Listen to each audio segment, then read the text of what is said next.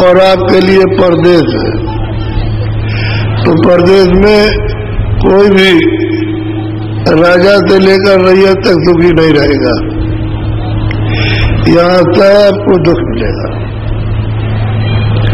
और आप ऐसे देश के हो जहाँ कोई तकलीफ नहीं, कोई पीड़ा नहीं, कोई विक्षोभ नहीं, कोई मरता नहीं, कोई जन्म नहीं लेता है, न कोई अशांति है। और मतलब यह है कि शांति का और अमृत का सागर। प्रकाश कहा था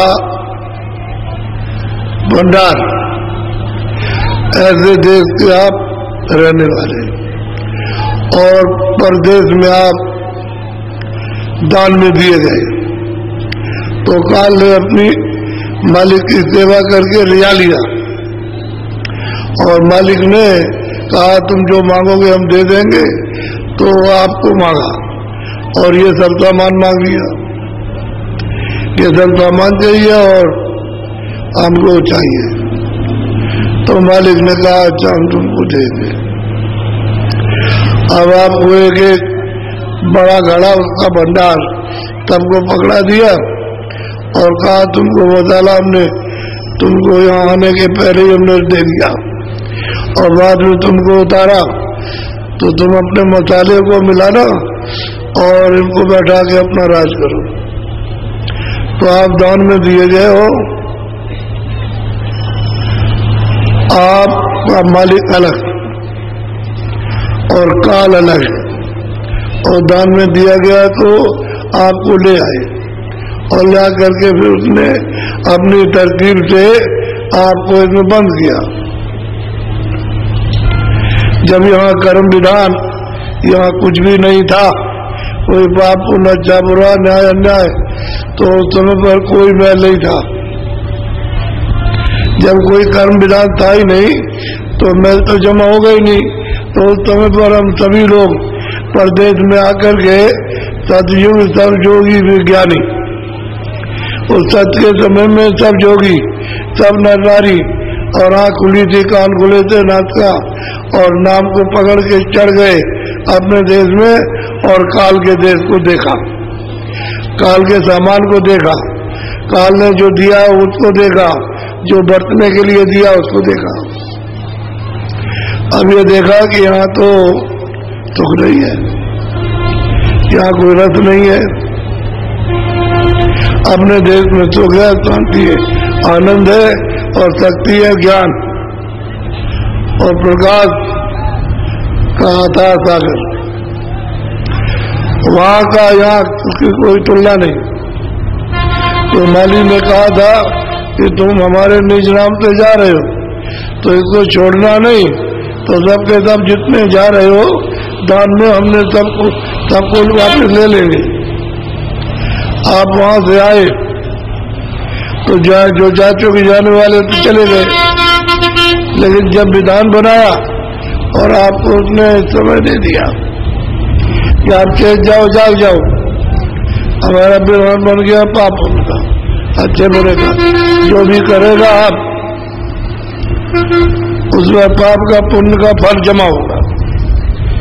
जब जमा हो जाएगा तो हम उसका हिसाब करेंगे, हम फल देंगे, तुम कुछ नहीं कर सकते।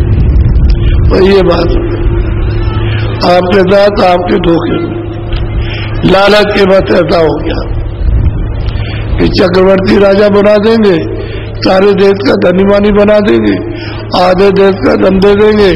ये सब लोग लालच में सुनते सुनते सुनते सुनते और लोग लालच में बस गए और इसको मांगने लगे कि दे दीजिए। तो उसने दिया, राज भी चक्रवर्ती दिया, धन भी दिया और आधा भी दिया और पूरा भी दिया और उससे कम भी दिया, और उससे धीरे धीरे धीरे लेकर के और नाम से आप धीरे धीरे छूट गए, छोड़ दिया। जो नाम पकड़े उसको छोड़ दिया।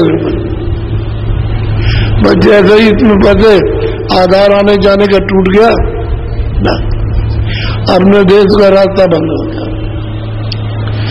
अब जाना मुश्किल है। क्यों? कि यहाँ कर्म करोगे और वो उसका फल देगा तो हमको सजा देगा, तो हमको यूं नहीं देगा, दूसरी योनि में बंद करेगा, अपना कर्जा वसूल करेगा। तो ये मकान आपका नहीं है, ये काल का किराए का मकान है और दे लेगा। तुमसे ये कहा कि हम तुमको रोकेंगे नहीं। दोनों आंखों के पीछे जीवात्मा बैठी है, उस जीवात्मा में एक आंख, एक कान, एक नाक, और दो आंख, दो कान, दो नाक शरीर में।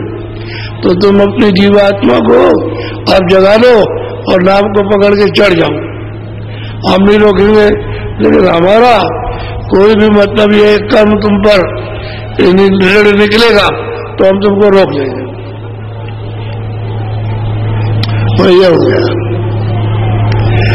अब आप उस कर्म कर्जे को करते हो, उसका ऋण ला दिया, वो मांगता कि आपको दे दो, तो आपसे वसूल करेगा, उधर नहीं जाने। तो मकान लाभ करिए उसका, इसलिए उसके मकान में जीवात्मा को कोई चैन नहीं, कोई सुख नहीं मिलता, कोई आराम नहीं किसी को, तब रो रहा है। अब ये कहा कि भाई तुम भजन कर लो तो तुम्हारा ये संकट कट जाए, तो तुम उस तरफ ध्यान नहीं देते, तुम्हारी इच्छा ही नहीं भजन कर रही। बस किसी की इच्छा है कि हमारे पास सब खत्म हो गया और हमको फिर मिल जाए। इसकी मेहनत कर रहे हो और उसकी मेहनत नहीं करते हो जो अपना संपूर्ण धन मिल जाए और अपने महासागर में चले जाओ, सदा के लिए सुखी हो जाए, वो नहीं करोगे। वही तब तक आ गया समय तो न बच्चे को छोड़ने वाला, न बच्ची को, न जवान को, न स्त्री को, और न बुढ़े को छोड़ने वाला और न देवी को। वो समय और निकाल बात, शरीर आपका ये पड़ा, सामान ये पड़ा। ये सामान जो जमा किया है आपने 50 साल 60 साल तक, ये सब ये पड़ा, तुम्हारा शरीर जिसने किया वो ये पड़ा। अब ये दोनों मिट्टी है, सामान भी मिट्टी और शरीर भी मिट्टी। अब इसके साथ वो नहीं जा सकता, ना उसके साथ तुम जा सकते, तो सबसे नाता टूट गया। और जितने भी तुमने दोस्त मित्र यार माँ बाप बनाए थे वो भी जड़, उससे भी नाता टूट गया, वो भी तुम्हारा साथ नहीं दे सकते कि तुम कौन हो, कहाँ से आए और कहाँ गए, उनको क्या मतलब। उनको तो मतलब अपने स्वार्थ का है यह सिद्ध कि हमारा स्वार्थ यह सिद्ध हो, और काम में आए हमारे और बाधा पहुंचाई उनके स्वार्थ में, लड़ाई झगड़ा बस ये रहा। और तो तुमने क्या किया, बेकार किया। इतनी सुनते ही नहीं रहे, मेहनत करते रहे, धन दौलत जोड़ते रहे, और आज खाली शरीर ये पड़ा है। अब इसको ले जा करके गाड़ो या जलाते, वही आपकी अंतिम सीमा है, इसके आगे कुछ नहीं, आखिरी है। यानी जिस मकान को दिया था उसको लेकर के फोड़ दिया और गड़वा दिया और जलवा दिया, बात खत्म हो गई।